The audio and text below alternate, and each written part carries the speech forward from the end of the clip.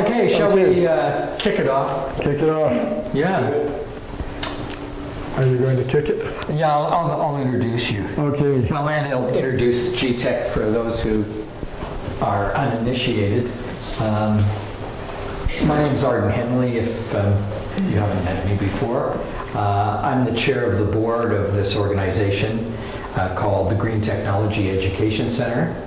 And our goal is to create a sustainable future in the broadest sense, and more particularly to inform, support, and activate communities in responding to the climate crisis.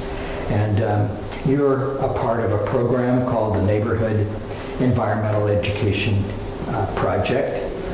Our thanks to the Neighbourhood House, by the way, who provide space free of charge, and to the Vancouver Foundation, who have supported us. And also, at the outset, I want to acknowledge that we're gathering together here on the unceded lands of the Musqueam, Squamish, and Salish First Nations peoples. So our thanks and gratitude that we're able to be here. This is the fifth in a series of Wednesday night gatherings here at the Neighbourhood House, all about different aspects of the environment, ranging from electric vehicles through heirloom seeds to what Scott will present tonight. Another part of this program you may be interested to know is the town hall. And that we created as a forum for the whole community. And we held the town hall in this neighborhood Monday night. And we had 40 people gathered together.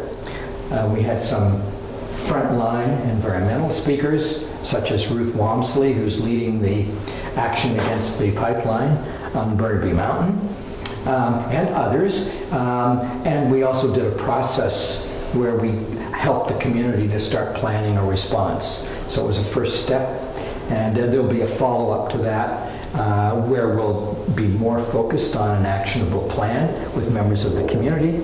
And we're also going to offer a support group because many people are feeling distressed, scared, concerned, overwhelmed about climate kinds of issues. We also have a publication called the GTEC Reader, and we're working with an IT company on developing community-based environmental assessment software. So that's just a little bit about the GTEC project. We are actually becoming a much better known organization, and one of the things that our legal team has advised us is that in these kinds of situations, since we're recording them, to refer in general terms to corporate entities rather than particular terms, because what's going on these days is the larger corporations are constantly trolling the internet and suing people if they make what could be construed as libelous claims. So just for everybody's safety, we, by all means, not to limit our freedom of expression, but just to know that. In any case, enough of all that. I'm really delighted to have my friend and colleague, Scott Lawrance, here with us tonight to share, and Tara Souch as well, virtually. I guess she's there. Yeah. We got to get her back? Yeah. And to share with you what they've been developing. And I see as an important part of this story is for all of us to deepen our awareness and connection to the natural world. And Scott has been at the forefront, and Tara at the forefront of that for many years. So, Scott, take it away. Thanks, Arden.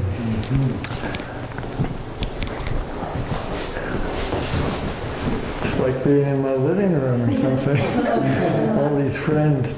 Thank you all for coming. And given the nature of this audience, I think we can probably have a pretty interesting conversation or two. Thank you for land acknowledgement. I currently reside as a settler in the land of the Lekwungen, now known as Songhees and the Squamish. And it's, again, I was raised in the territory here of the Musqueam and Tsleil-Waututh and Squamish. And one of the deals too with the land acknowledgement, again, I want to acknowledge as is being brought forward the importance of this not being lip service, but that we act in whatever we can to really acknowledge and be part of that. And that's kind of where I'll segue in from that. I believe most of us here are what some would call settler folk. Maybe some with some indigenous history, and I would honor their history and background and ancestors. But for me, a part of the crisis that we're facing is that we haven't, as a settler society, either in Canada or in the US, really settled yet. I think we're the great unsettled ones. So the practices that Tara and I are engaged with, and we really are there as facilitators more than certainly than as teachers or guides or gurus. We're present to hold people, and we have certain functions in that. But overall, it's about creating a space where we settler humans, can actually start settling. It's a piece of the settling into being here in an honorable way. So that's kind of a frame for me.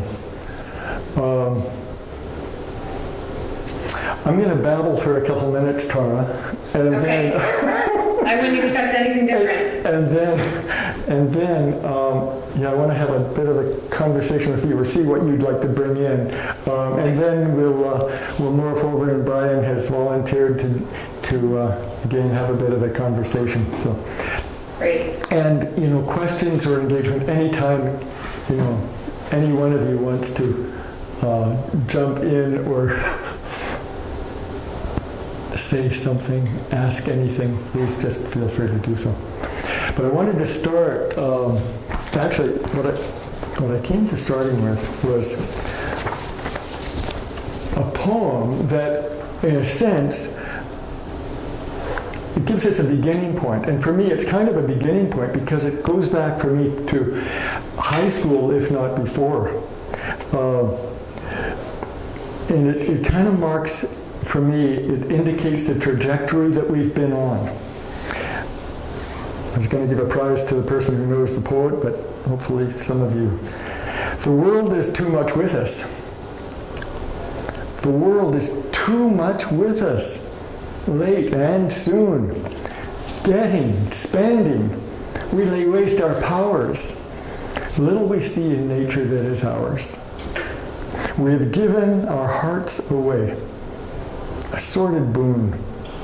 This sea that bears her bosom to the moon, the winds that will be howling at all hours, and are upgathered now like sleeping flowers. For this, for everything, we are out of tune. It moves us not. Great God, I'd rather be a pagan suckled than a creed outworn. So might I, standing on this pleasant lea, have glimpses that would make me less forlorn. Have sight of Proteus rising from the sea. Or hear old Triton blow his wreathed horn. So we're surfing this wave that comes at least from the Romantics. Things are not going well. And even in Britain at that point, the sense of the loss of contact with the natural, the supernatural, the spiritual, the ancestors, the spirits of place, that had been lost. And that drive of the Romantics was, how do we get back there? So, I'm going to read one more little riff. This is from, I'm just sort of giving a context, if you would, kind of, giving us a boundary perhaps with some of the discussion that might arise.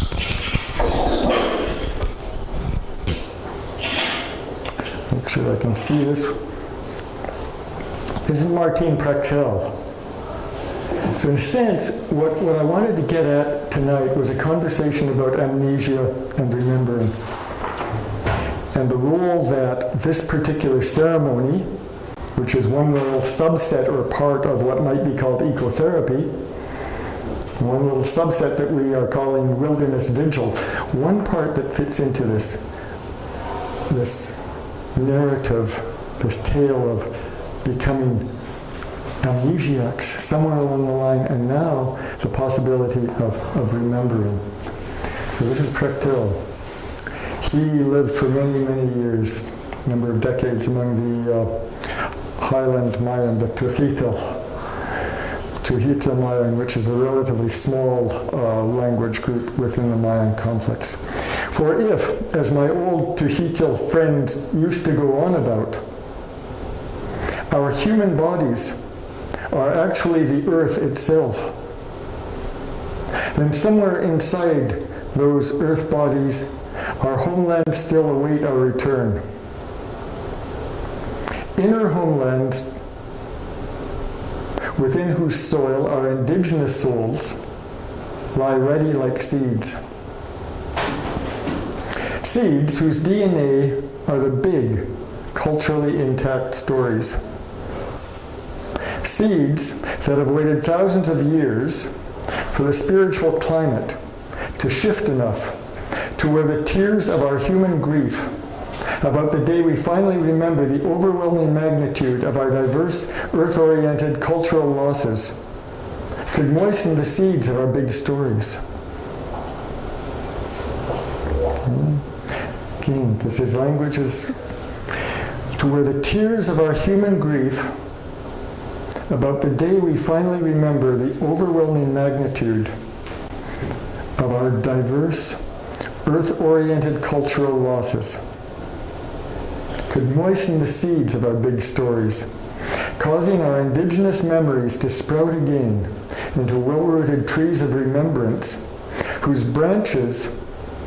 upon whose branches a never-before-seen fruit, a new possibility for humans on earth might come into sight, remembered beyond its own recollecting, into a time beyond the already known and limited imagination of the age. It seems to say that humans are most useful to the universe when they are blessing, especially when the unblessed become the blessers, and when humans give their gifts to what they can't see, when they turn the failure and grief of their losses into life-giving beauty, and when they are in love.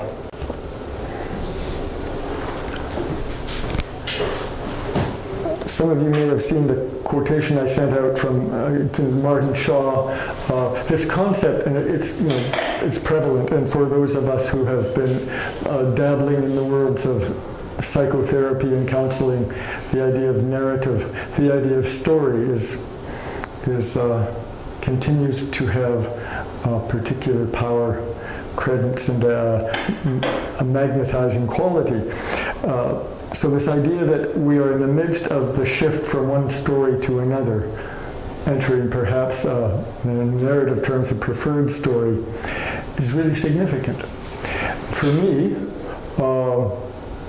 and Tora, I'm going to ask you to jump in here in a moment, but for me, a lot of this has been about returning to myself,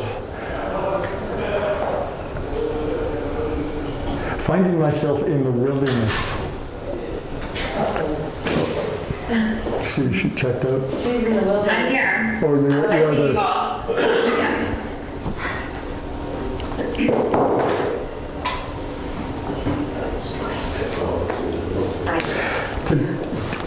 What I've been engaged with is attempting to move from an idea or concept or set of beliefs that we have about being part of this earth rather than separate from it. So we all have that idea. And we have these kind of understandings that maybe historically indigenous or animist people might have had a different type of experience of being embodied in the world, as being an integral part of it. So we have these ideas. And I've entertained those ideas for going on 7 decades, I think. And finally, they seem to be becoming more than just concepts, beliefs, and ideas. And I think there are many causes and conditions that have led to that shift, which I welcome and invite on a continual basis to actually inhabit and enter into this world, to come back to it, this body where we were born. And so my sense of the vision work, the Wilderness Vigil, is that can be maybe necessary even, but not sufficient, set a cause or condition for coming into the world in that way. What would you say in response to that? Or you can act it out. She does this mirroring practice that we do, which is reflecting the stories back from the people who come back. And she does this non-verbally. And she's just wonderful to watch. So maybe you should do that. Oh, gosh. I don't know if I'm ready for the virtual mirror, but I can certainly speak to my experience in relationship with what you've been talking about so far, Scott. And I really appreciated your opening, because that is so relevant for myself and why this work has been powerful to me in being a settler, in that, and I think this is a shared experience for many people, is that there wasn't really conversation in my world about cultural practices, my ancestors. And that is so often the case because, there's sort of this idea of we were just here in North America. We just were here. We don't really, the big lie, we don't really talk about how and everything that happened. So when we erase, our stories of our ancestors, our culture, that's also an opportunity to erase the injustices that happened and the oppression that happened to the indigenous populations here. So for myself, I'm very aware of how disconnected, unsettled, unsure of where to go this experience has left me in this world. And I was really thankful to be introduced to this work 8 years ago, back when I was going to City U, and I was doing my internship up at Can Adventure Education in Sayward, where they were doing Rite of Passage ceremonies. And a beautiful and inspiring woman, Karina Stevenson, who also has taken courses at City U, and Scott and I know her well. She said to me, she's a Métis woman, and she said to me that everybody has a birthright to connect to nature. And this is one of the most powerful things that I've ever heard, because it really grounded me in, it's okay for me to connect to nature. I get that I have this craving. I don't want to misappropriate or take traditions that are not mine to try and meet this need and this yearning that I have. And I understand why I have that temptation, but okay, let me understand this. I have a birthright to connect to nature. How do I do this? And then I discovered the work of what was the solo at Can Adventure, where youth were going out for 24 hours. Very inspired by this work, said to Scott, where can I get more of this? I love this stuff. He said, why don't you go check out the School of Lost Borders? So down I went to California, and I did my first class down there. And it was extremely powerful. And a lot of that experience for me was very archetypal, and it was very much connected to relating to my ancestors. And I don't know that I would necessarily even have the words to describe that to you. It's also personal, and it's something that I was able to share in circle with the people who also have that shared experience of going out on the land, and having the opportunity to connect in that deep way, 4 days and 4 nights with the earth, with the ancestors, come back to a group of people who would hear my story, to skilled guides who would then mirror back, not interpret, not give advice, not change, but actually just show up as a mirror for me and hear my story. Was a very, very powerful experience for myself. And so that's what we do when the groups come back. We mirror in that way. And the symbol of the mirror is everywhere. It's everywhere in the story. I mean, we are nature. And when people go out on the land, their being, their experience, everything, it shows up in the most beautiful and synchronistic mirrors that you're often just like, this can't even be really happening. This is just magic.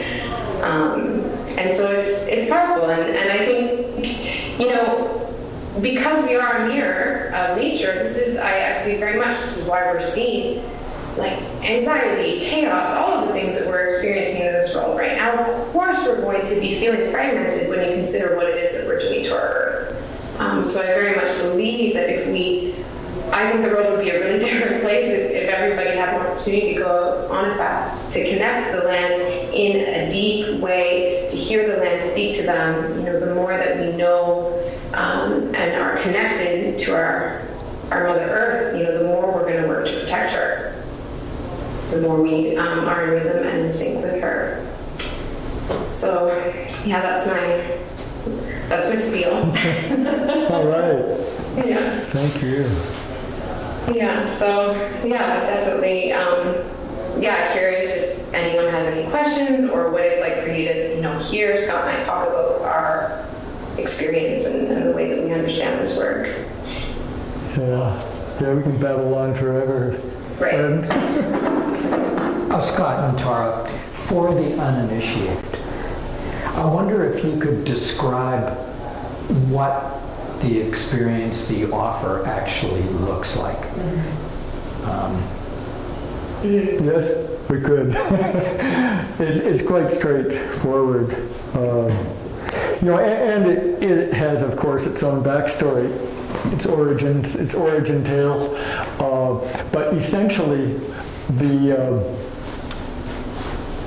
Vision Fast, or as Tara and I are moving, the Wilderness Vigil, which for a variety of reasons is feeling better to us, consists of 2 or 3 days of preparation on the land.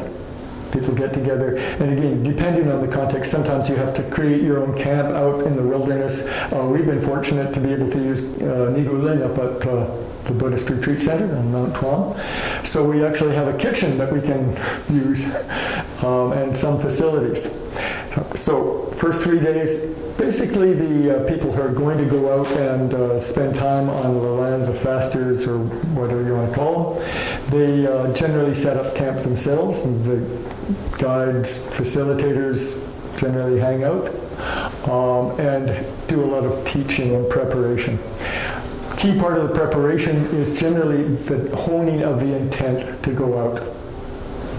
Why am I doing this crazy damn thing anyway? What is it? What am I doing? Why am I here? And what is it that I want to mark in my life? What kind of transition do I want to mark in my life? And so we really work on honing that.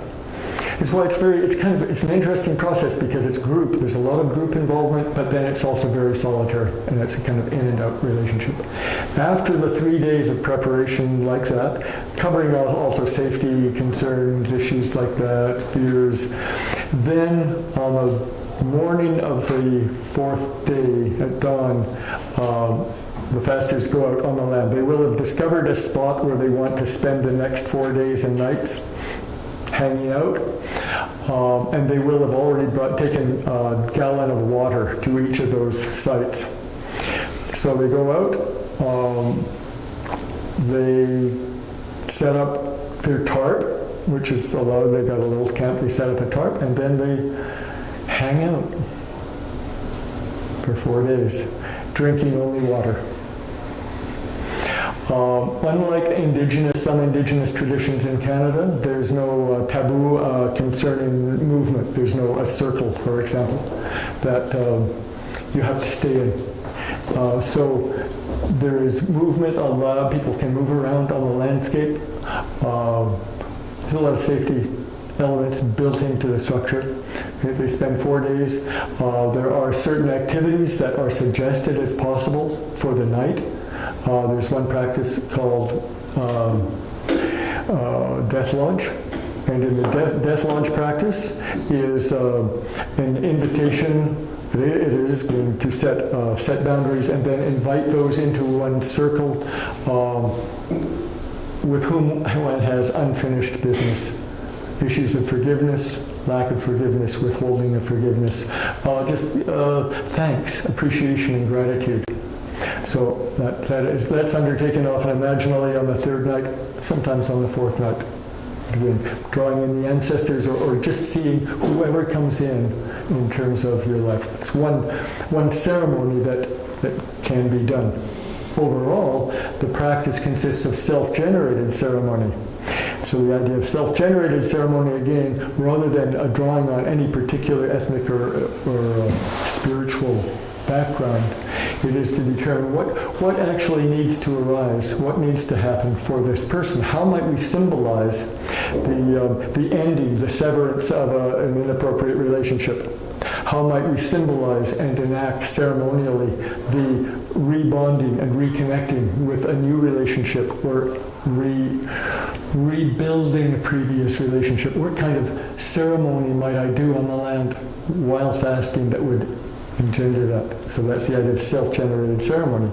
At the end of the fourth night, and sometimes people choose to do an all-night vigil, challenging to stay up all night, not having eaten for 4 days. Hard for me. Some people stay up and sing Broadway songs to keep themselves awake. Some people shake a rattle. Some people walk, try to stand on their head, whatever. The dawn of that day, people return to the village of the group.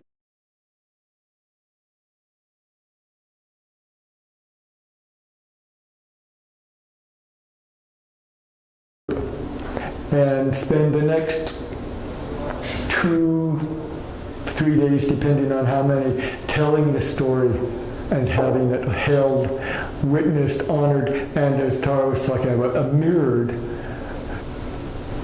for the person in such a way that they understand, they get that they have, they get that what they have done is real. It wasn't a fantasy. They didn't make it up. It was real. And that's basically what it does. The mirroring is that, again, that you are a real person. In a narrative sense, it brings forward and manifests the preferred identity of that person at that moment, having left the other behind. And so the mirroring is to say, yes, this is who you are now.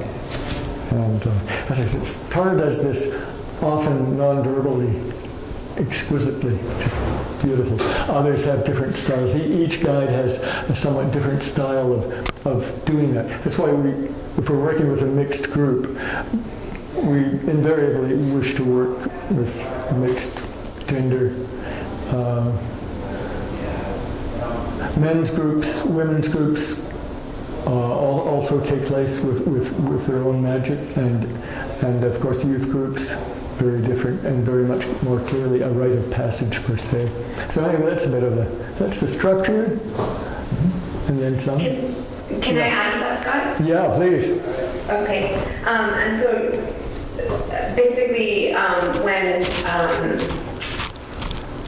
Stephen and Meredith at the School of Lost Borders created the format that they have, what they did is they looked at all around the world different traditions of rite of passage ceremony, and what they identified was, the most basic framework is the 3 elements, which are the severance, the threshold, and the incorporation. And so basically, we can see that when we go out on this wilderness vigil, the severance is that we're leaving our home. We're leaving the comfort of 3 meals a day. We're leaving the comfort of the people in our lives. There's a real severance and allowing space to have a real inward journey. And I particularly like that part of the rite of passage ceremony, especially for folks who, there's a theme of suicide, okay, so what is it that you are letting die? What is it that you're leaving behind? What are you going to sever from? And then go into the next phase of the rite of passage, which is the threshold. And so, when you evoke the image of threshing of the wheat, literally like the smacking, the hitting away, the threshing of this, the wheat to, expose the good and edible pieces that we want. So there's that image, a little bit of an aggressive image, a more feminine image could be the cocoon, going inward inside of the cocoon.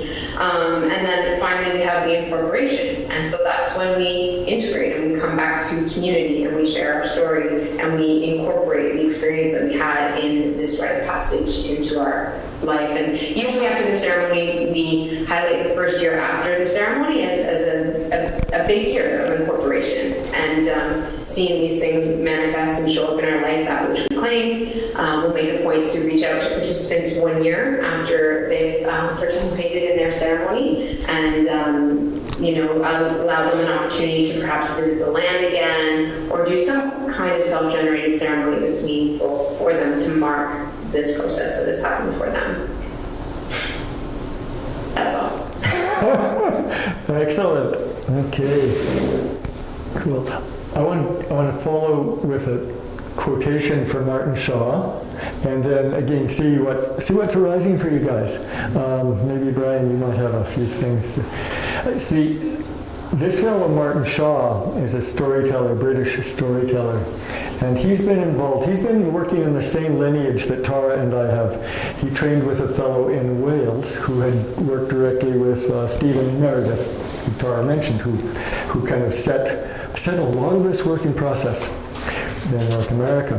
So Martin Shaw is, again, and then an amazing storyteller, mythographer, I would refer to him.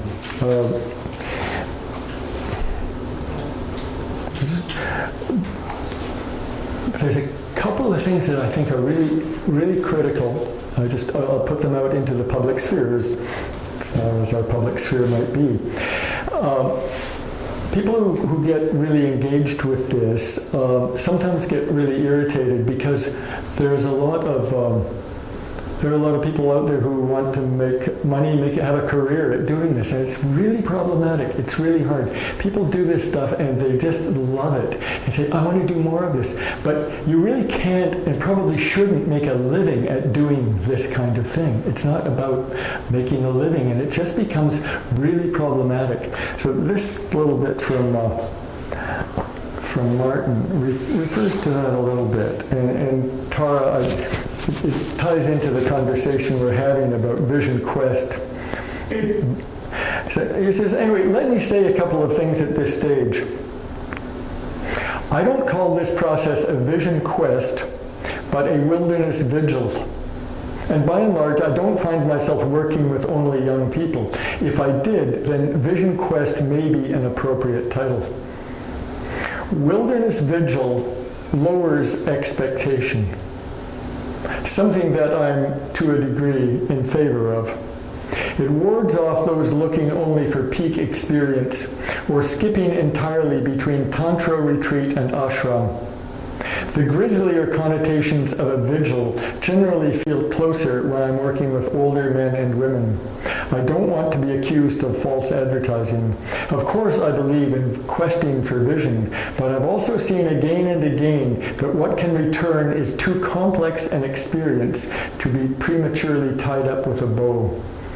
The disclosures are often subtle, more of a stumbling conversation, a broken croak rather than a eureka moment. I don't want to invest too much in eureka moments, or the wild becomes the sealant for the anxious Western mind, the cure-all we unthinkingly take from. I work with people wanting to start a long conversation. And I think in our society, in our culture, this is such an important and challenging element to all of this.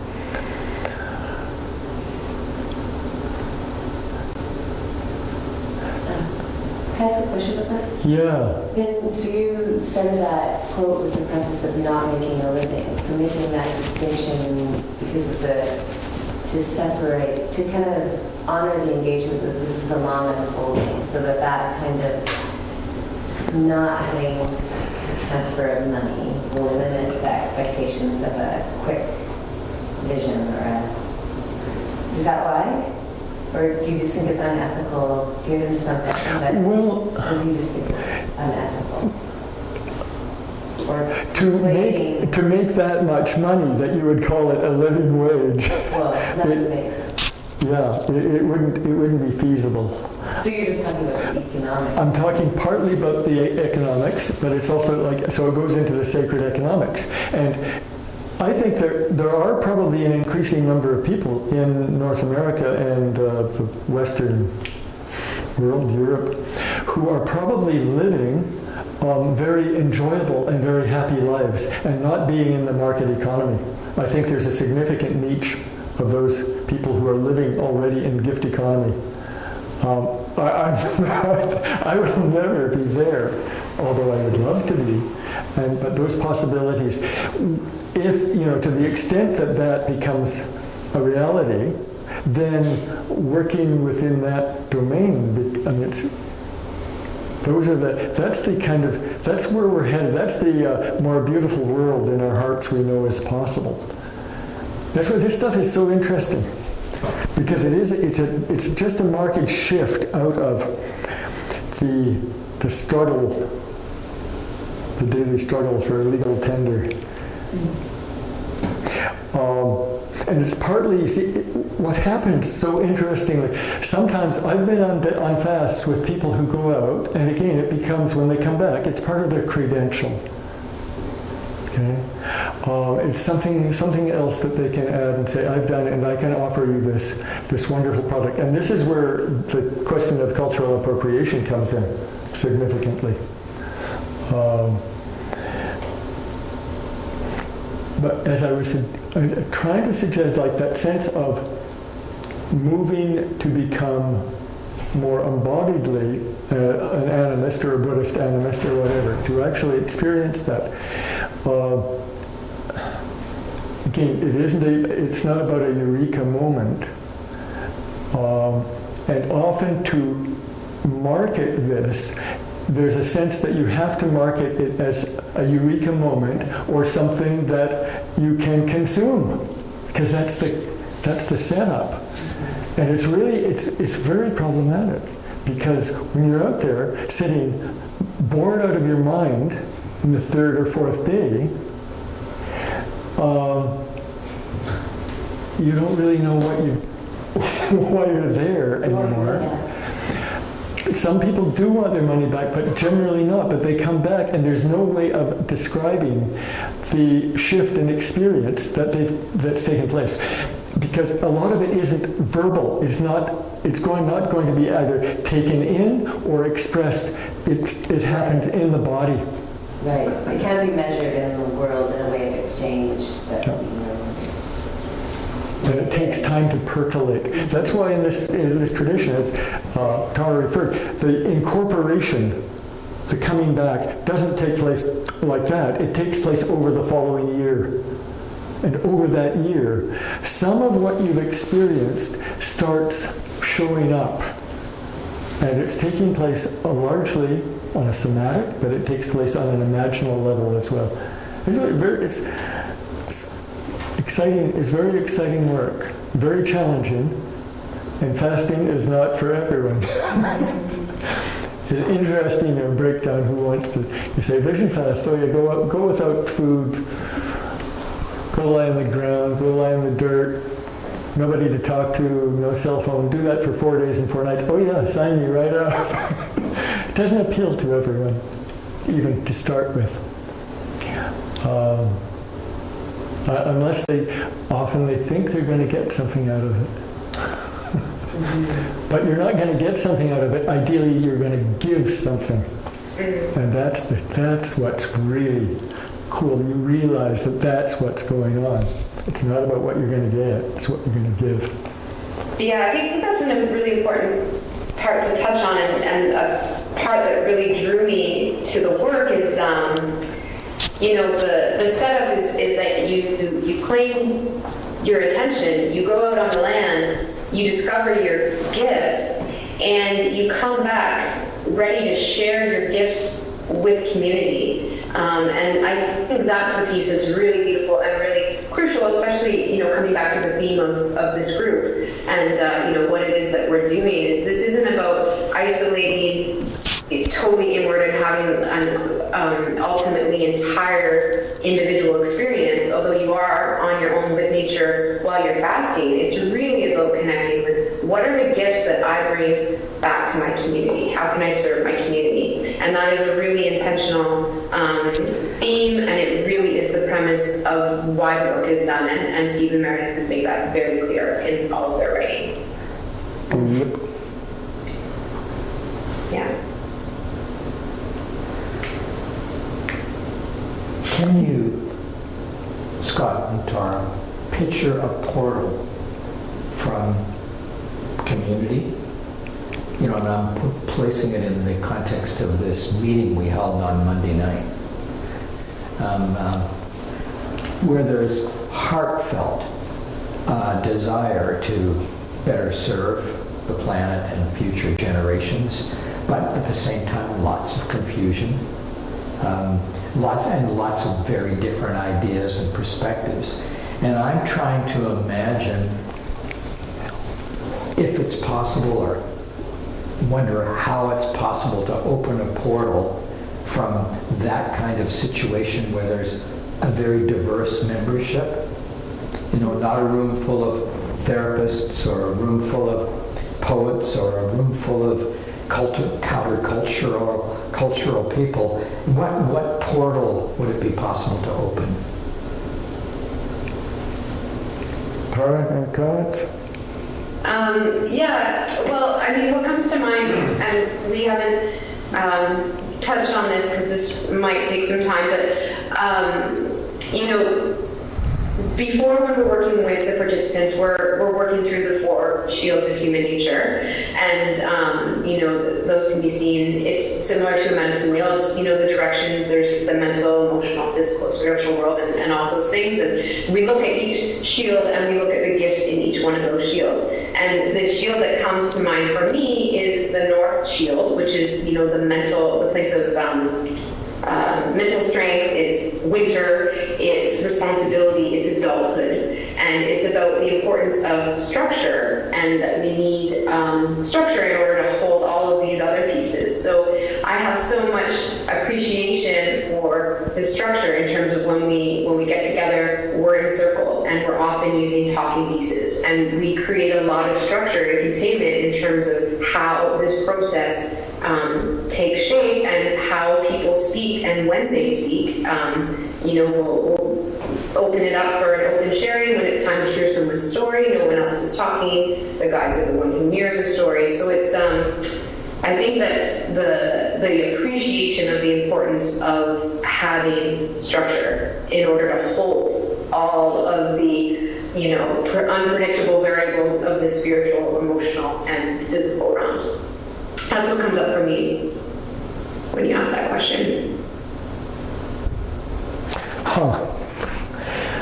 Following that, I mean, my sense of North then is, in the North, the adult, the creation of structure. For me, linking that to Arden's question is, what structures might be created? Is it about creating certain structures that create a portal as such? I don't know. My sense is that the nature, my sense of the question is about how to make this practice accessible to other people, again, in this case, who might be recognizing this climate emergency or the straits in which we find ourselves, to make such practices more readily available to them. I think that will vary significantly from community to community, I think. One of the things around access to this type of work generally is a perennial issue, and that is the engagement of youth. When Stephen and Meredith founded this work, it was in the context of the recognition that youth, in their case in California, were not being well served. It was a time of, intense gang warfare in LA and such. And it became apparent, I mean, they came carried with them that meme of, well, if only they were initiated, then we wouldn't have this problem. So that's where they were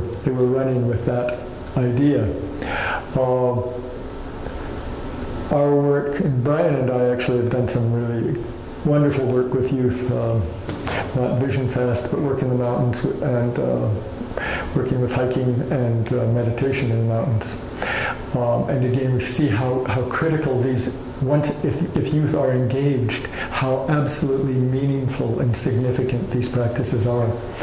But to access with issues about risk management and such, insurance issues, to be able to find institutions that can create a space, facilitate this, because high schools, most logical, community centers also second. But so throughout North America, guides, people who've been doing this work have struggled with this issue. How do we actually create the context? So it's partly also, in terms of youth, actually creating communities, and again, this could happen through community centers, but I mean, our society things are just so fragmented. I mean, that's one of the issues that we come up against.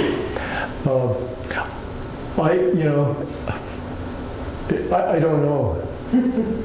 Portal. It's about, to some extent, when I meet the old guides, we turned along to this organization called the Wilderness Guides Council. And some of them have been around probably, when did that, 40 or so years ago, hey? And there's a few of them who have been there for 40 years and doing this work for 40 years. And being with them is really special. They're really simple. They're really ordinary people. It's kind of like that. They get to that Buddhist Zen ordinariness. There's the love of and connection that they have with the planet is, I mean, that's it's testimonial in and of itself. So that's largely how it works in terms of how people come to this.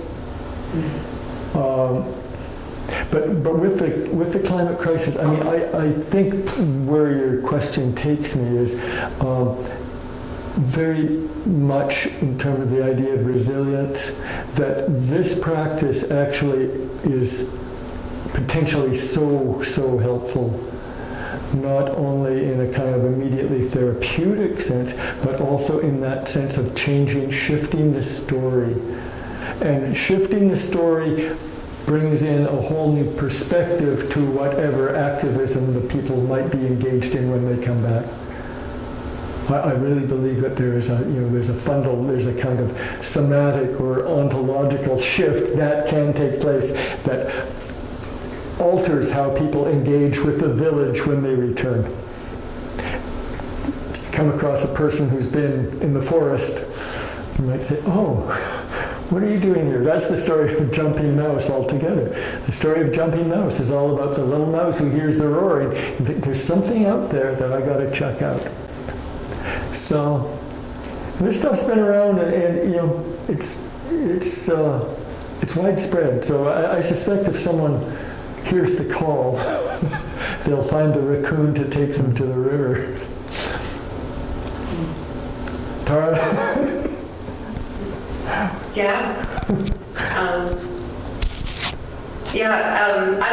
I agree. I think one of the things that came up for me while you were talking to around, just showing up and doing the work and holding all of the diversity is just, Meredith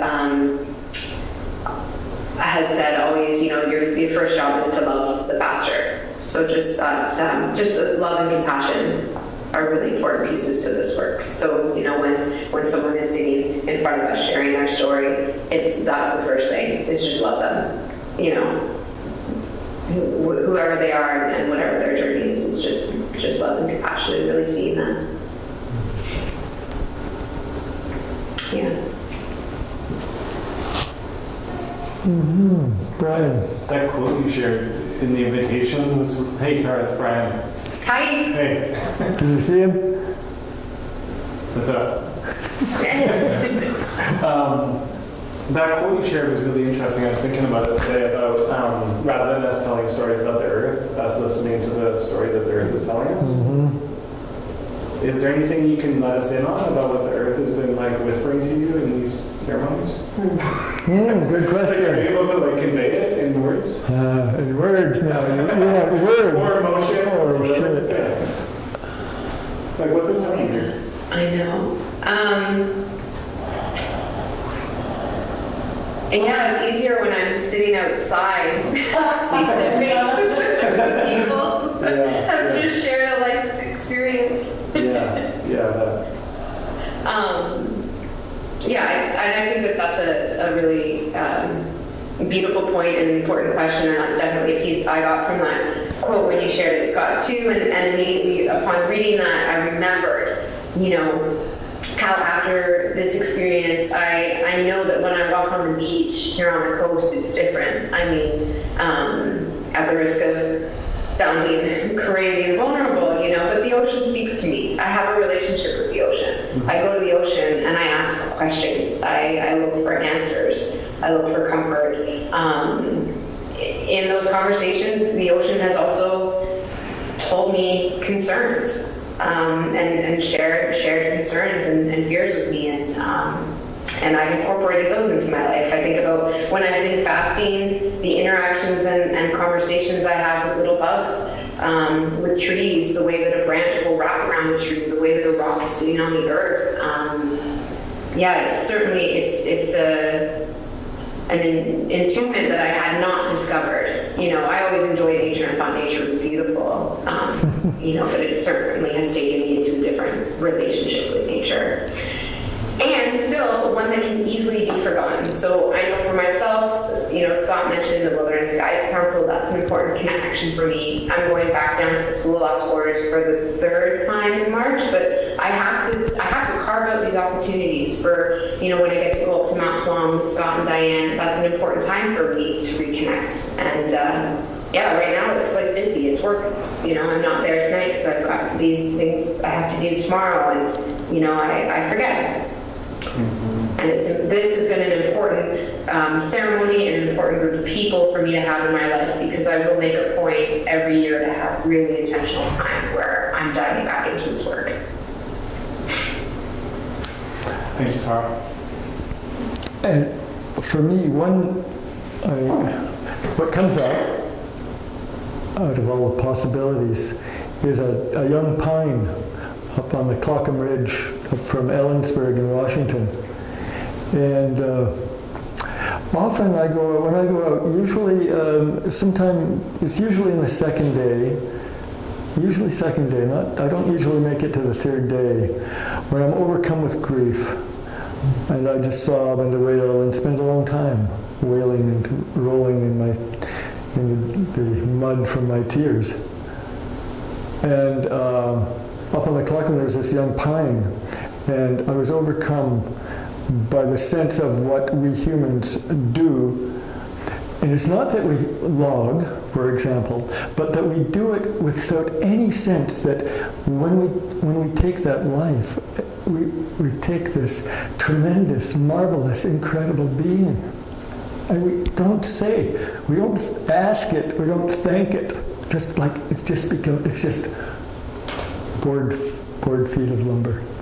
And so I was talking to the pine about this, and the pine got it. The pine, I won't say forgave me, but there was I said, okay, we can be here together. And that's it. That's kind of talking that goes on. It's one, I thought about hanging out with a rattlesnake for some time and singing to the rattlesnake.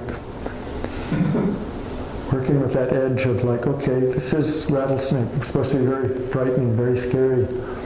Well, rattlesnake was just there, and we had about 5 minutes. And I was about as far from just chanting and singing to Snake, and Snake just said, "Yeah, you can be here in my territory.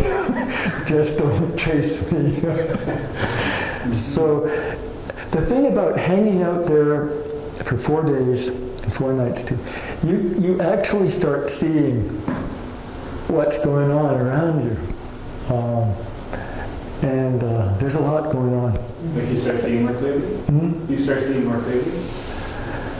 Yeah.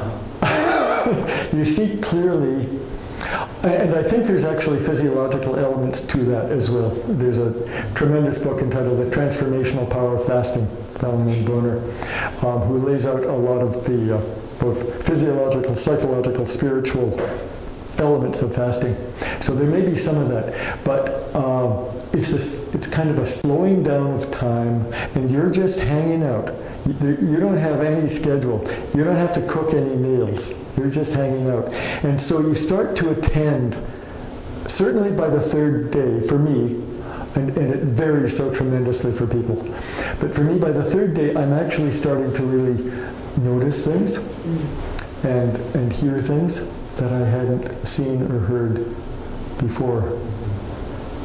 There is an acuity, I think, that develops, again, partly in relationship to the fast. But again, it's really that sense of, oh yeah, another word that we haven't used so far yet, Tara, but in talking about the severance, the other word that arises is submission, which is a central part, again, of the traditional rite of passage in the threshold, that you're actually submitting. And I think in that submission as well, in that process and practice, the submission itself opens you to the environment in a new and unfamiliar way.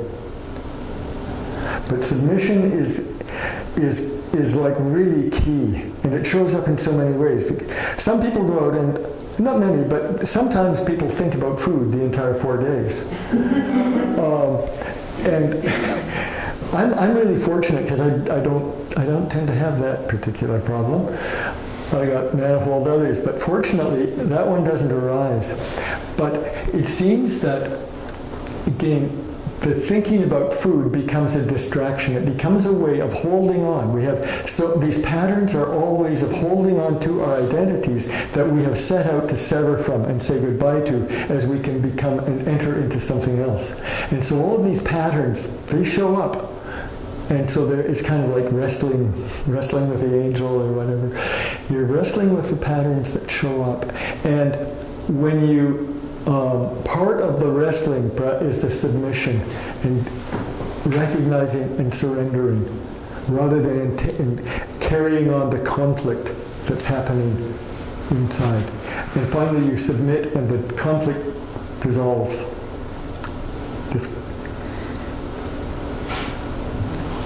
These are all things that might happen. The stories are manifold. For every person who's gone out, there are so many stories. And that's what's also so cool about this, hey? Oh, yeah. Catching the stories. It's such a treat to be actually so present. So it's similar to counseling. You get a kind of similar thing running in the counselor-client relationship, but there's a whole other dimension that comes in, and that's where we can go into the topic of ecotherapy generally. But you get a third there that is, it's quite remarkable. It's ancient stuff, so it's, again, remembering. We're in the process of remembering something here that is highly significant that we've forgotten. For those who are unsure of whether they want to go through this process, or they don't have the time to take, or they won't be able to take time to go to these retreats, what would you suggest for them to do maybe at home, or like other forms of meditation that you suggest that they can do to kind of start reconnecting with nature again? Well, it doesn't take a lot of time. I mean, for me, I'm curious about what Tara has, but it would ideally there's a container of another person or community who is aware of what's going on,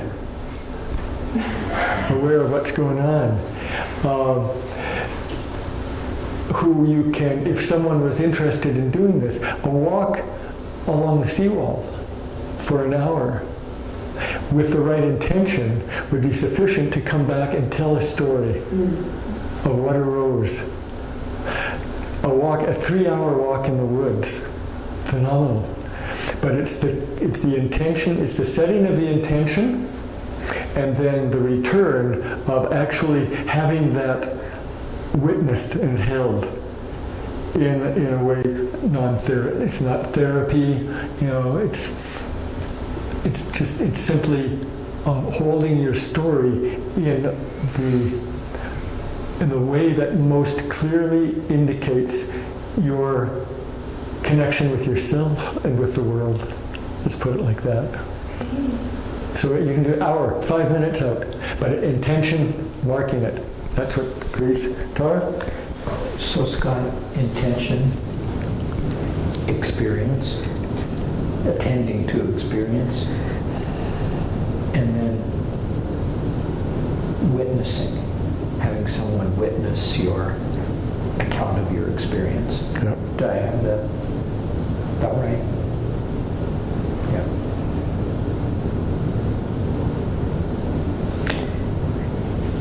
You know, for me, just listening to you both is sort of like affecting a certain shift. And when you were talking about submission, it reminded me of a story. Years ago, I visited a monk who was on a 12-year retreat in a cave in Headley, near Headley, in between Vancouver and the Okanagan. And there's a river that runs through there, and there's some caves up that river, and that's where he was. And so the project was to sort of visit him and take him some food. The thing that I found interesting was that there was a lot of, he used a lot of canned food because he didn't have a refrigerator or any means of storage other than canned foods. And he had become preoccupied with making things out of the tin from the cans. So he got caught up in making very intricate containers out of the tin from the cans that held food. And it was like what you were trying to tell us about submission. It became a preoccupation. It became a distraction. You know, a way out of, you know, the acute boredom of there being nothing to do but some kind of repetitive meditation practice, but even beyond that, just the incredible boredom of being there in a cave by a river with no one else and nothing to do, day after day, season after season, you know. But anyway, more importantly than the story itself is the fact that, you know, listening to you began to evoke that, and I can smell the river and hear it and see the situation having just listened to you. Yeah. Cool. Yes, I remember those days. Brian, anything else come to mind for you? Share something. Maya, please. As we were talking, and hi Tara. Hi. I really appreciate both of your experience. But you know, I was remembering when I was a child, I could go and hug a birch tree. I grew up in Finland, and I could, as I was hugging the tree, the sap went through me, and I could feel it moving through my body. I don't know if I made it up.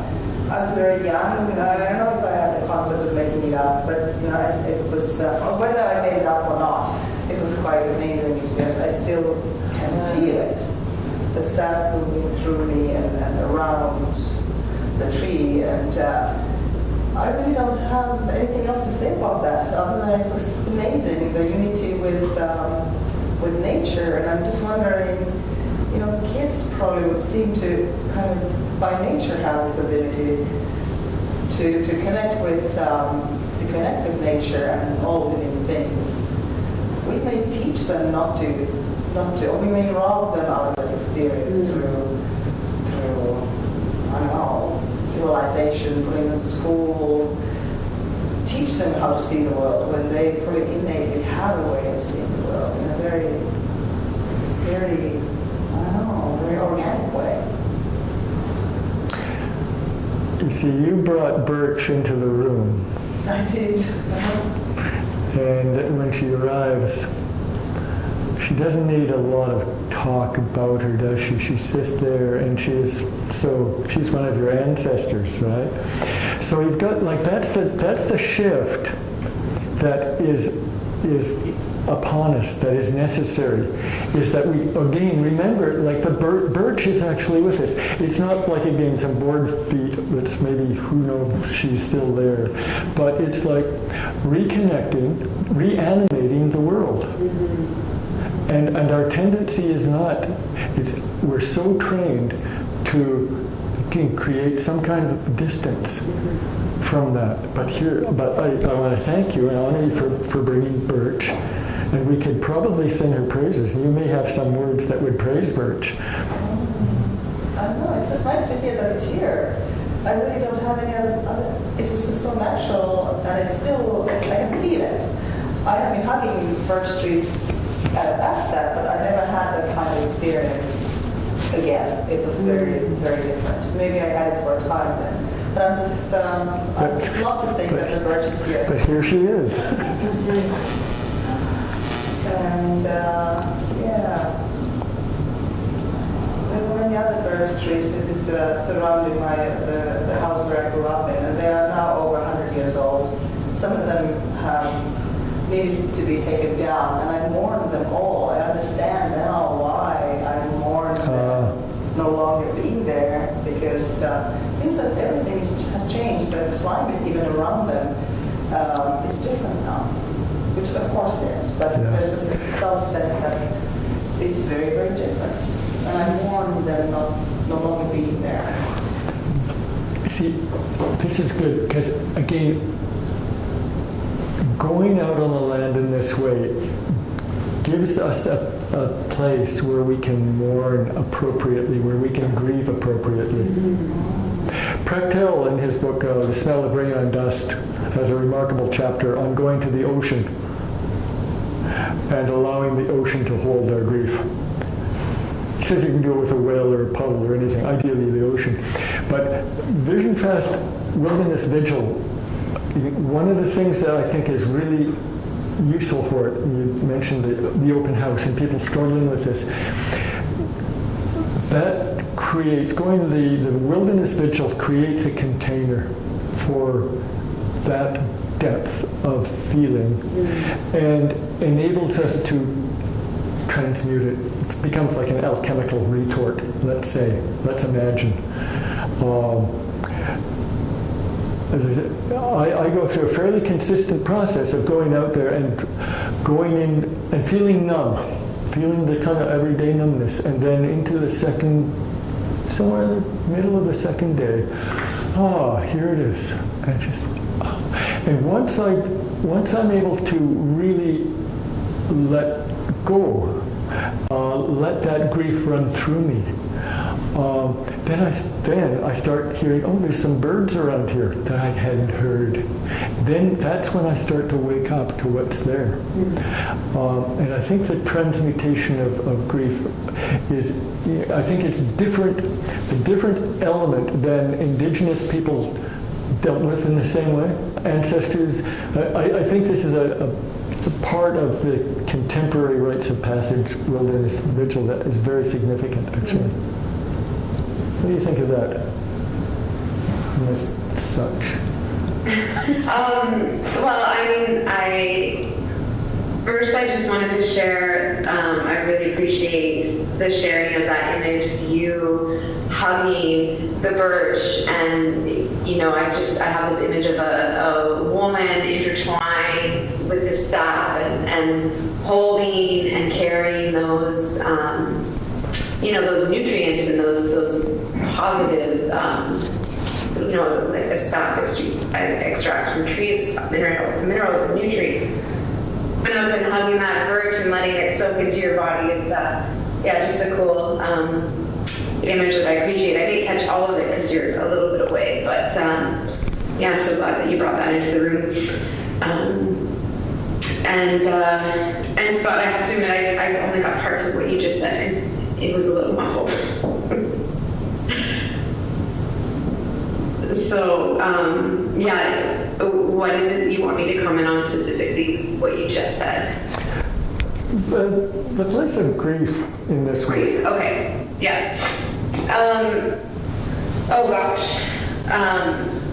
The natural world can hold it. It holds it all. I mean, there's no big lies in nature. You know, you see death constantly. The cycle is very evident and it's very in front of you, and you understand it. And you know, when we look at the fall shield, we see the compost and the decay, and we see how that serves, and it can foster and build new life. So it's there, and there's no hiding from it. You can see it everywhere. You can take your grief out onto the land, and the land knows grief, and it can hold it, and you can weep, and you can weep, and you can weep in a deep way. And I've wept and cried in ways that I've never cried before. Just gut-wrenching grief. And what's very cool for me anyway is that realization that I'm not alone. You know, I can wipe my tears away, and I can see a bird fly across the sky. I can see that the sun will set and that it will rise again the next day. And I begin to look for symbols and be open to understanding this cycle that is universal, and it's experienced by everybody. We all live and die. The cycles are everywhere, all around us. So certainly, I think that this work in what I have experienced so far is tremendous in supporting with grief and normalizing grief.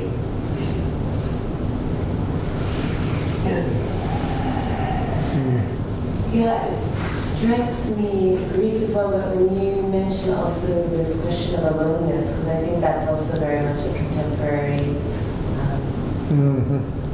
illness. Isolation. Yeah. And I'm not in myself in the room, but I have done one of these.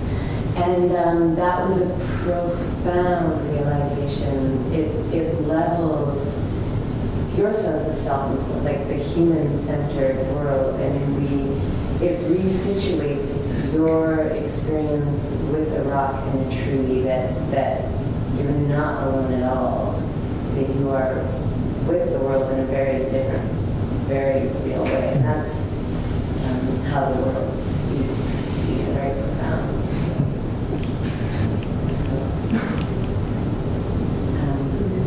This is my daughter Alwyn, for those people who haven't met her. Yes. Who has an opening tomorrow night at the Museum of Anthropology. Big party out there. Where I will feel very alone, but No, you the won't. rest of the world. But yeah, that is a really big piece, I think, Yeah. in what the world tells you. Did you have any other comments or questions, reflections on the battle so far? No, it's a pleasure to hear. Actually,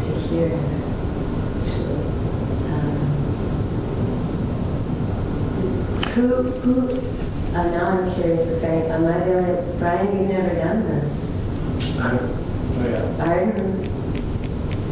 Not this particular practice, no.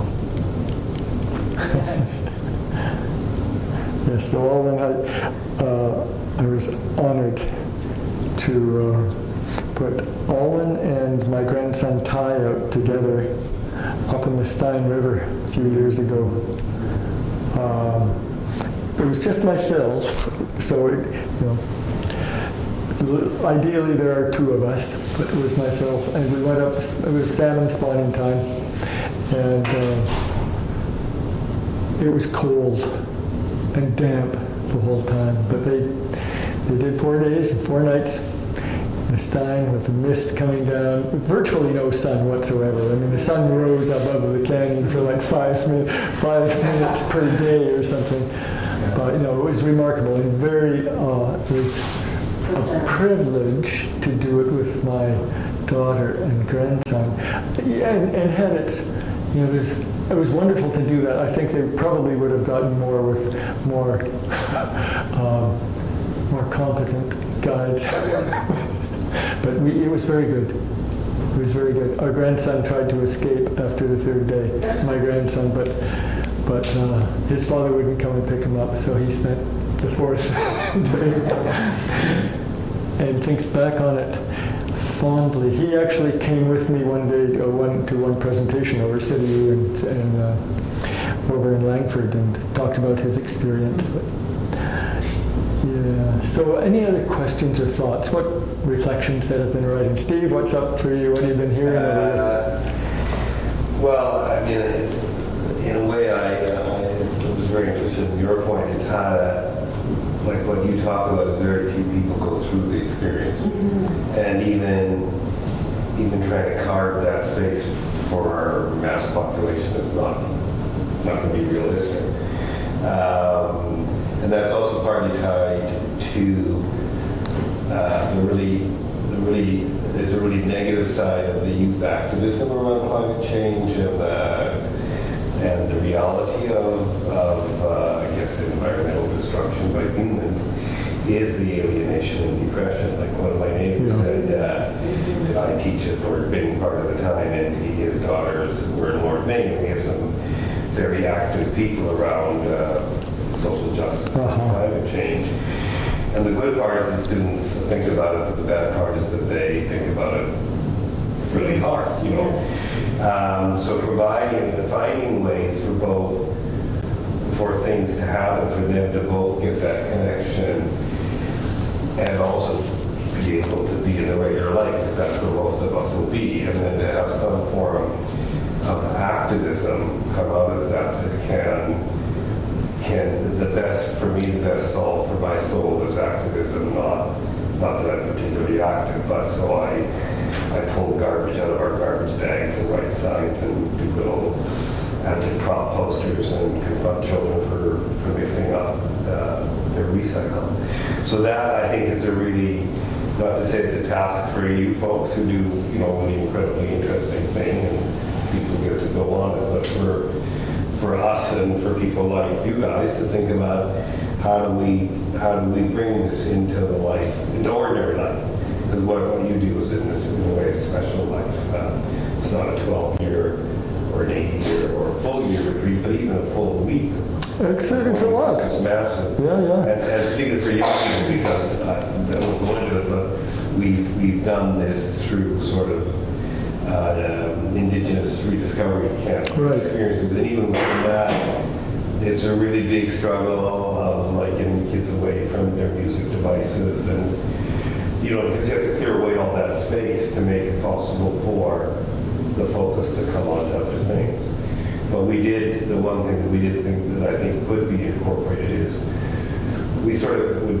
I always love rocks anyway on the beach, and the beach, you know, like you have a rock and you have what we call the spirit space that we would go to in this camp setting. And then they tried to say, well, you can't let the end of the 7 or 8 days of the camp be the end of the experience. You have to let that experience be able to go with you, you know, in the life because really your life is not in the camp, it's away from the camp. And that's the hard part, because you start off with the best of intentions and very quickly slide. So that when you talk about the follow-up, both the intentionality and then the follow-up a year later, where you try and reconnect with that and remind maybe people that the practice is ongoing and that it has both a reflective and an active component.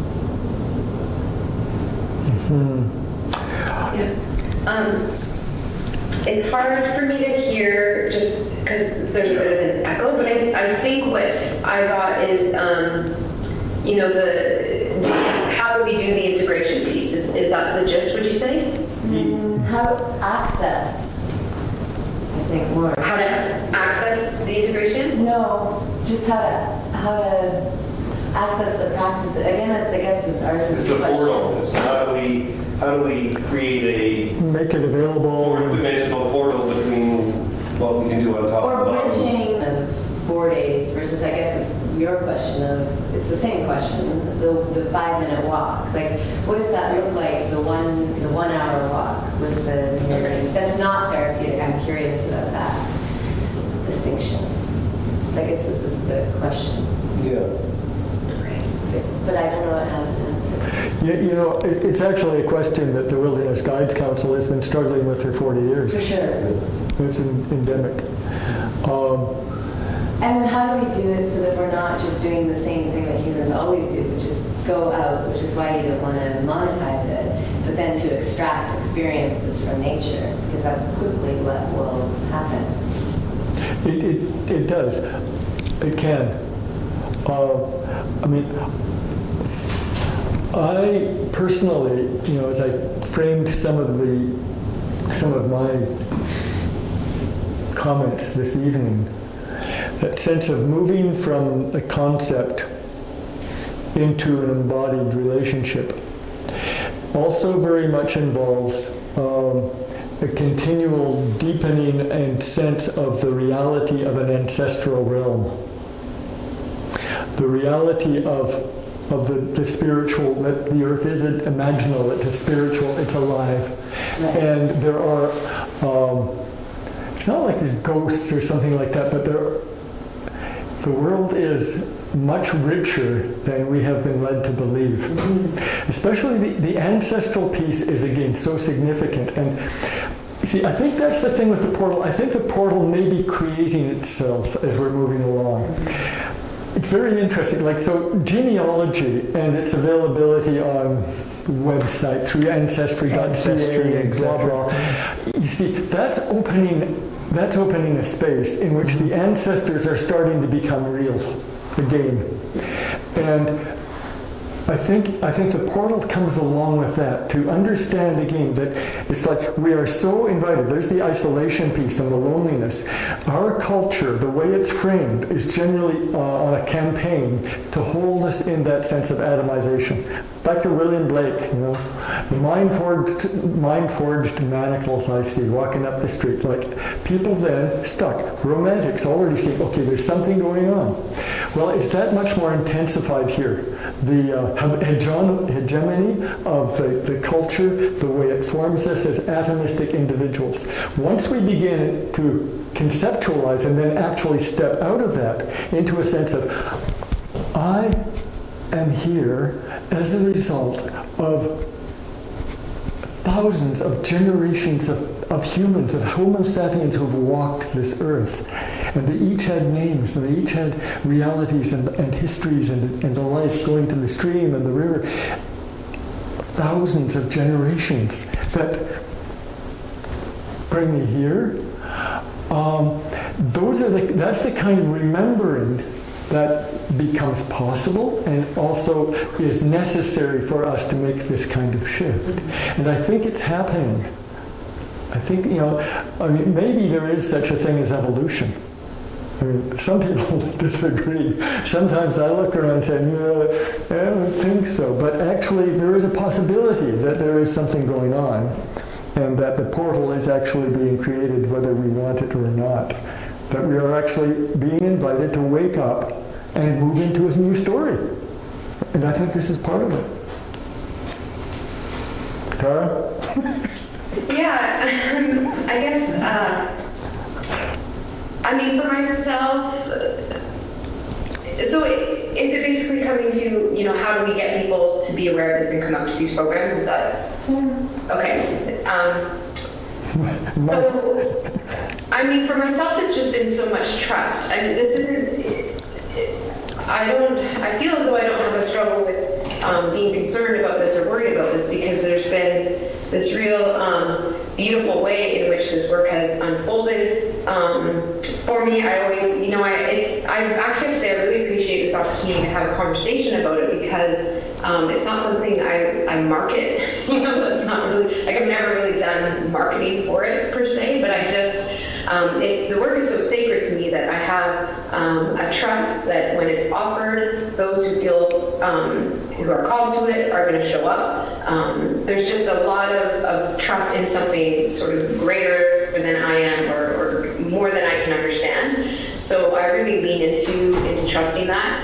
I'm also really thankful that along with this work, I also work with Outward Bound, and I'm often on expedition doing different programs with adults and youth and getting outside. I find that every job I have right now is allowing great opportunity to do alternative programming outdoors, and there's a lot of freedom and opportunity. So from my perspective, things feel really hopeful and rich and evolving. So I have a lot of trust and a lot of openness, and there seems to be a momentum that's happening that I see. So I guess that's just my perspective. Yeah, I think my question is not so much, how do we get people to do what you're doing? It's more, there's something about what you're doing that seems to me very important. Right. What you're doing is a practice that deepens one's connection to the living world and the way in which we're a part of it. And when you ask a question, often the answer starts appearing, and that's what's happening for me. And so far, in answer to the portal question, first of all, this is the portal opening that's taking place right now. Mm-hmm. So it was satisfying for me to realize that. Good. Welcome to the portal. Beyond that, there's always the power of stories. I mean, we're capable of being moved by experiences that others have and we don't have, but in the form of stories we can share in that experience. So I can see, as I develop the town halls and so forth, being careful to include accounts that come from this realization in this world, this work. So that's helping me to see. And then there was another element that came. So is it Maya? Yes. So my guess is that the great majority of us have a forgotten experience of birch or squirrel or lake or mountain, from a time when we were more open. And that getting in touch with that experience is another way that the portal can open. And so, and that's, there are practices that I have some touch with that I could also include that would invite people simply to reconnect with an experience of a spot, a place, or a creature or tree where they had this connection. Yeah. I can see doing that. Yeah, I think that's really significant. There are many ways into this reconnection and remembering. That's it. Yep. Yeah. No, absolutely. This isn't the sort of way. That's not to underestimate the importance of what you're doing, by the way. Because, see, what you're bringing forward in the portal that we have here is the incredible inspiration that comes from your direct experience, and you're giving us access to that. So I'm very grateful for that. So another element is one of our good friends, another guide, Larry Hobbs. He's been working with vets in America, and they've started doing a bit of research, and it's very strong, very, very strong. But even there, in that context, you'd think, through VIA would have a ready audience, but it's still challenging to get the vets out, in part because a lot of them are also subject to post-traumatic stress disorder and other traumatic syndromes. And so for them, it's really challenging to even get through a day, let alone imagine going out on the land for 10 days.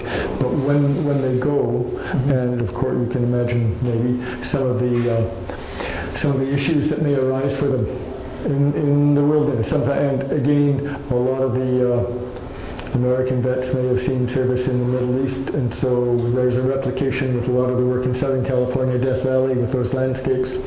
So there are real challenges, but again, there's incredible potential there, and the research thus far is very positive. So there's those kind of, there's that other element to how it's going, how it comes into the world. Some of us who live in cities have a story that nature's out there, like outside of the city. Yeah. And I know sometimes when I'm riding my bike, the imaginal world comes forward and I just see these like rainforests bursting forth in front of me and ferns and where the rivers were, and it's amazing. It's kind of, yeah. But I guess I'm just wondering, like, when you come back from an experience like that and come back to living in a city, do you have any kind of greater sense that everything's alive? Like the buildings and the urban landscape? It's a long conversation. Yeah. Yeah. It goes because we are so conditioned, but yes, it goes on. But one of the things that we do at the end of the process is spend a significant amount of time on that question of how do you hold this? Because it's so alive now, but you leave it and you're away a weekend, it'll be another dream, it'll be an experience. So a significant part of the work at the end there is to figure out, okay, for each person, how are they going to hold this? Ideally for the next year. And that's one of the ways to encourage them to hold it, is by framing it as not just a weekend event, but it's actually an ongoing, unfolding experience. So that's part of it. There are many ways to try to hold on to it, but it's a big deal. I mean, that's the deal. It's like the village or city and the forest, and they are two different worlds. And then there's the between, there's the borderland. There's those who are hanging out either willingly or unwillingly in that boundary between the wild and the tame. So this work, that's why I love it. Art, my history with poetics and Snyder and company, and like that's part of the work for me. It's like poetics. It's okay. So what is our relationship with the wild? What's the relationship between the wild and the tame? What parts of me are wild? What are domesticated, and which could use a little undomestication? Those are all elements that can arise in this context, and not in lots of others. But it's fun. And the folks that we hang out with in the Guides Council, I can't recommend, they're really so interesting, these folks. And generally, being a guide, generally you go out once a year, ideally. So you spend a lot of time. So some of these folks have been out fasting once, maybe twice a year for decades. And it starts to show up. Wonderful. Wonderful community of folk.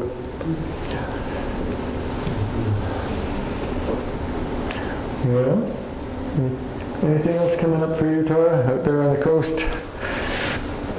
The west of the west?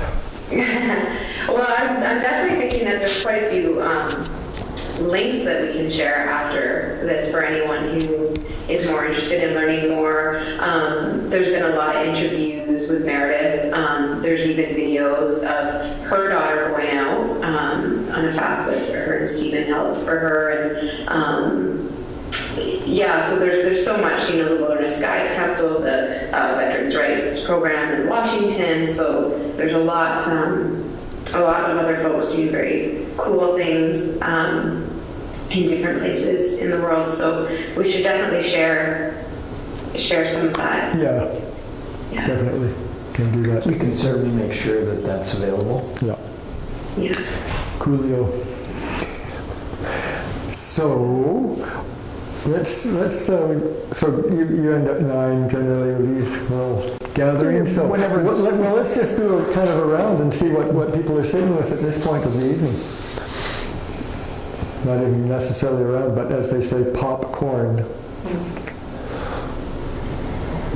You know, now that I sit here, I'm not sure that I approach that birch at all. I think the birch actually, well, I had to walk to the birch, but now I'm kind of thinking, I was welcomed by it. And I wasn't hugging it, I think I was being hugged. And it's quite actually very interesting that that experience is coming, because it's 50 years ago, maybe more. And it's so alive just because of being alive, I guess. Running all. It's quite amazing. Amazing. Thank you. Beautiful. Thank you.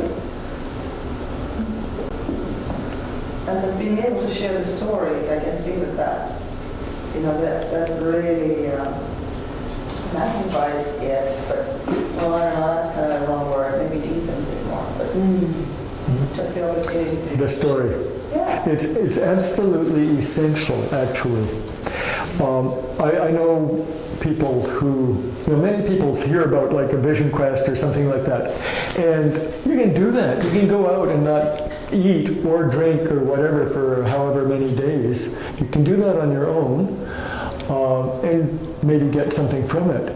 But if you're not held, if you're not mirrored, it just disappears. It disappears a lot anyway, but the mirroring is really one of the most, if not the very most significant elements of the whole process. People come and they tell their story, and then how that works, it's usually a person has about 20 minutes. And we say, okay, so what happened out there? You can tell the story in a linear fashion or metaphoric or as it arises or whatever. Tell their story, 20 minutes. And then Tara and I will huddle quickly and say, do you want to start? Do you want to take this one or shall I? And we decide, and then we mirror for 10 minutes that story in our own way. And after the process, it's not uncommon for the person to come and say, I had no idea that that's what happened to me.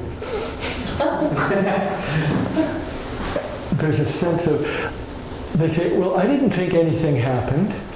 Is that a pointer in the middle of the screen? That's just seeing those. I moved your mouse. Yeah, I didn't think anything happened, but now I get it. So it's so important, and I have done it with people who have gone out previously, and maybe weeks afterwards they'll come and we can talk. And the mirroring, it doesn't necessarily have to be right after, but in the group context of the way we work, it's highly significant. But the mirroring itself is really important. And what is really nice about Scott and I as a team, you probably noticed Scott is older, I'm younger. He's a male, I'm a female. It's a really great balance because we see different things and we offer different experiences with the participant. So it's really valuable to have that yin and yang in the guiding relationship. Yeah, very cool.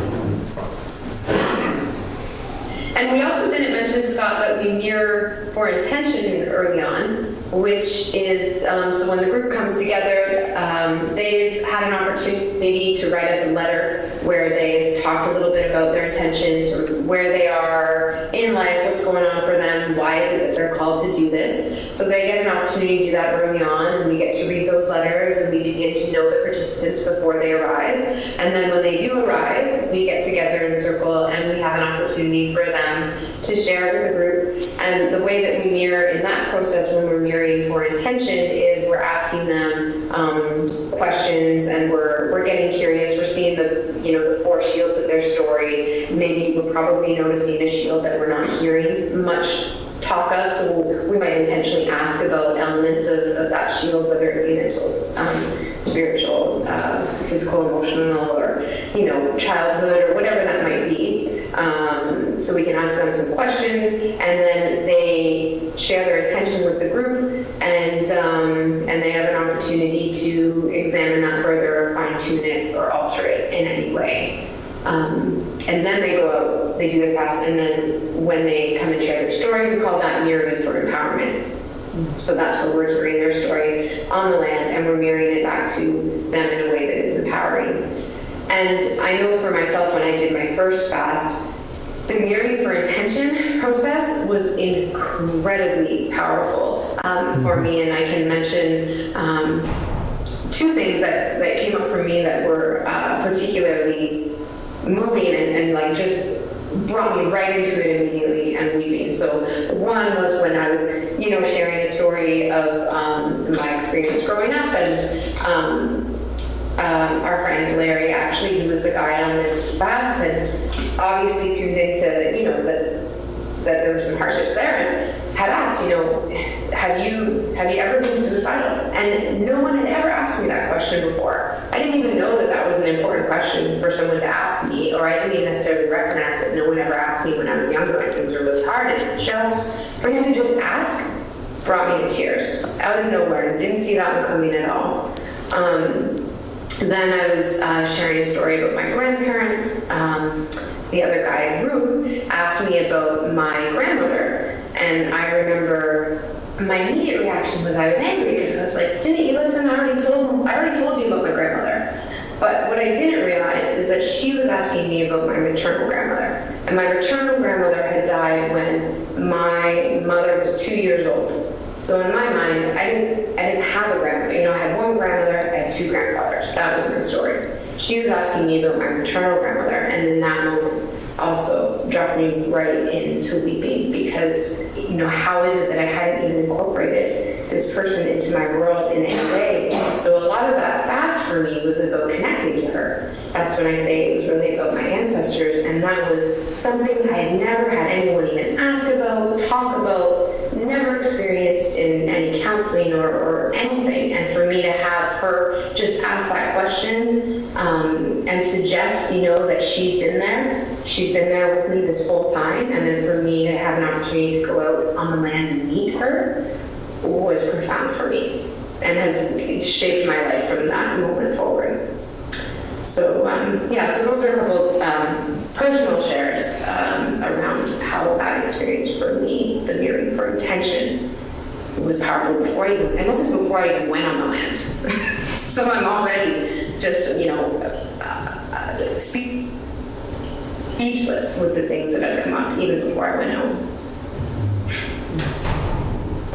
Yeah, that speaks for me to the element, like, again, maybe portal or whatever, but it's about the authenticity of this practice, in as much as some people might think, well, this is another way to get high, or you know, develop, or even just heal myself.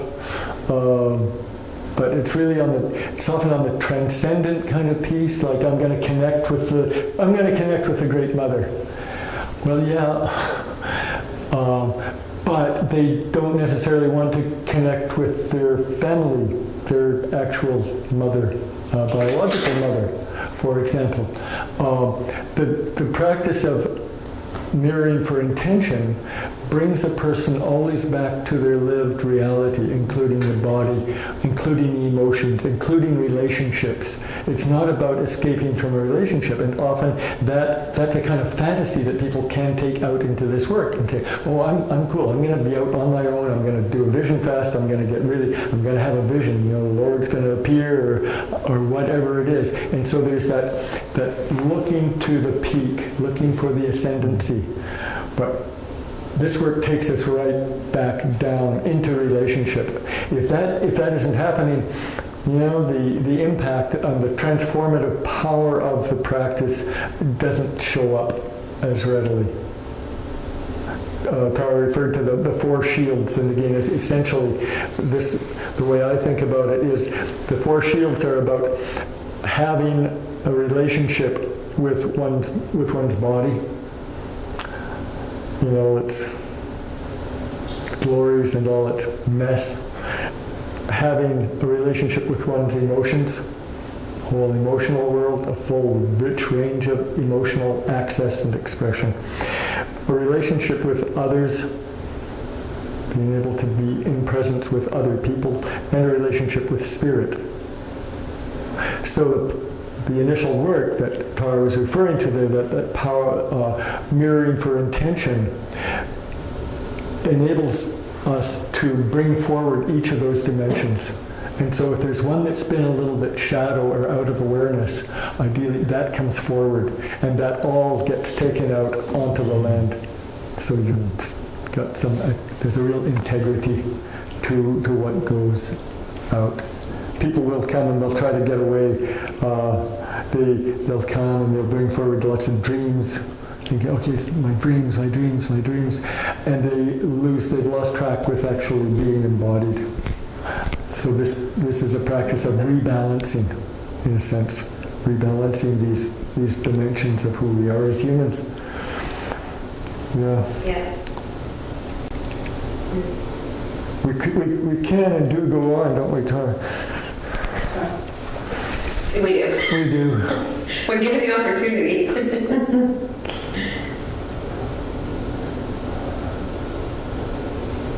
Anything else? Any other questions arise? Comments, reflections, trees. I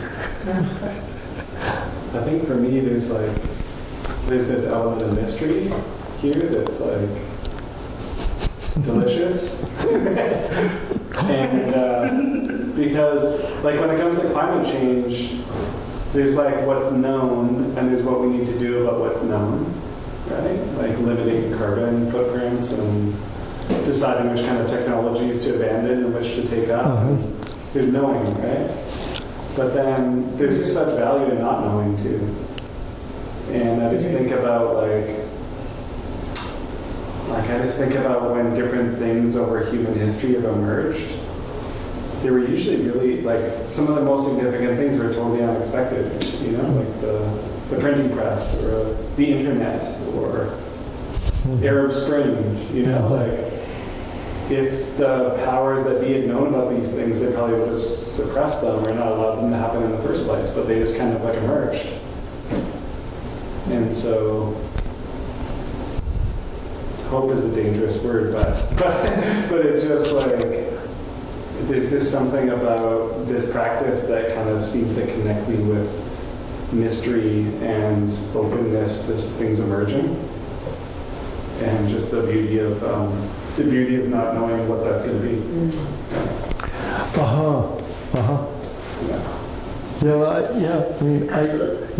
I could go all kind of woo or esoteric or new age and say, oh yeah, this is all happening.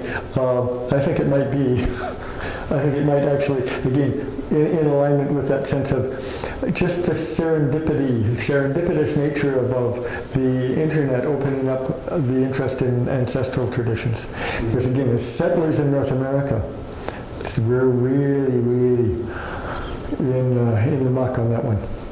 Really, I mean,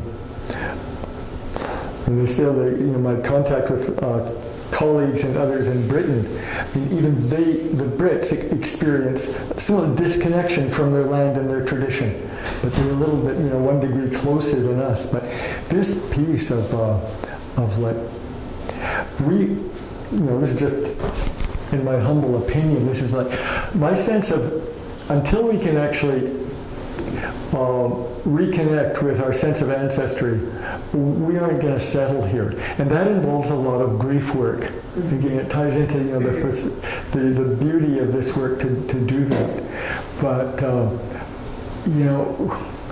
I think we're in just a terrific position in Canada vis-a-vis redress. We're positioned very nicely. Now there's a hell of a lot of work to do, but we're positioned beautifully right now. And for me, again, this is a big part of it.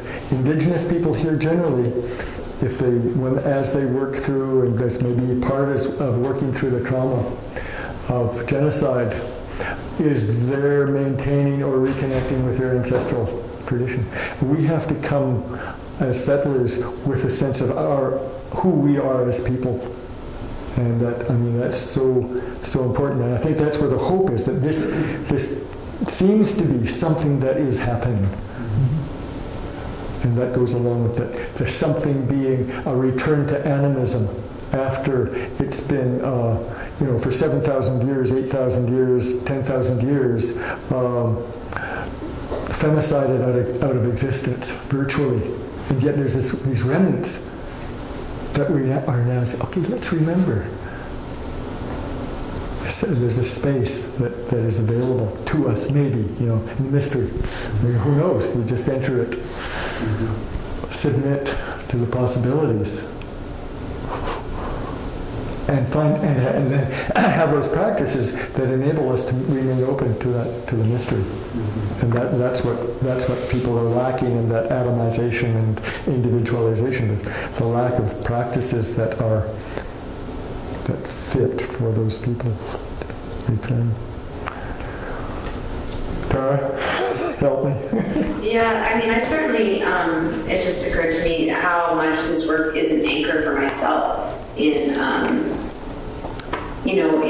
stepping into, like, how can I be a part of truth and reconciliation, and how can I look at all that has happened, how can I, really engage in this, and it is so overwhelming, and that, this work for me is an anchor. It's an anchor for myself. It's something that I can lean into, and it can hold me, and that has been very valuable for me.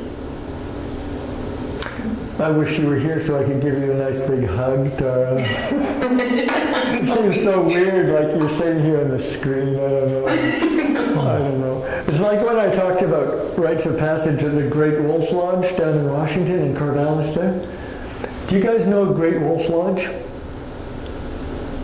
It's a chain in America. There's one of them in Canada, in Ontario somewhere, but it's a kind of lockstep. There's a chain. This place had over about 350 units in it, and it's a family destination. There's a big water park, but when the kids come, they put on these fake ears. They got like these ear hoops they put on, and they play these kind of Harry Potter games. They buy wands, and they point their wands at the wall. And they're on a treasure hunt through the hotel. This place had been packed full, 380 suites for the previous month when we got there. The kids are jacked out of their mind on candy, and the whole thing is like a replication of pioneer land inside their rooms. They've got bunk beds and faux wood and such. There's like 12 of these things, and they are just the most unconnected meme that you can imagine. And here I was speaking about the validity of rites of passage in that context. It's just so bizarre. So bizarre. That's in Corvallis, that one. I have a poem. If you want to say anything for closing at your end? No, just thank you so much. It's been a really positive experience for me to be involved in this conversation. So thank you so much for inviting us and for having us. Thank you. Thank you. Thank you for being with us. Yeah, that's very good. It worked. It worked. Good. Very good. Very cool. We'll have a great day tomorrow up at the house. I hear they're getting high-speed internet up there. Oh, yeah? Yeah. I mean, I don't know that I know the differences in the speeds of internet. Well, they're getting some internet. I don't know if they've got any, but they're getting it. It's all coming in, I heard. How's it? Lucky them, eh? Anyway. Yeah. Yeah, I hope the water is smooth. Yes, me too. It will be. It's great up here right now. So I wanted to just read, I had a few things. So this one, Gary Snyder, I wanted to read this as kind of a capstone for all. To be alive on a mid-September morn, fording a stream, barefoot, pants rolled up, holding boots, pack on, sunshine, ice in the shallows, northern Rockies. Rustle and shimmer of icy creek waters. Stones turn underfoot, small and hard as toes. Cold nose dripping, singing inside. Creek music, heart music, smell of sun on gravel. I pledge allegiance. I pledge allegiance to the soil of Turtle Island and to the beings who thereon dwell. One ecosystem, in diversity, under the sun, with joyful interpenetration for all. Thank you, Gary. Okay, well, thank you so much for coming out and thus avoiding the Democratic presidential candidates debate. How did it go? We don't know. Did Bernie attack Elizabeth on her stance on Bolivia? I don't know. We can find out. We might find out. Okay, well, thank you so much, Arden, for putting this together. Ken, for your work over there, and all of you guys for showing up. Thank you, Sal.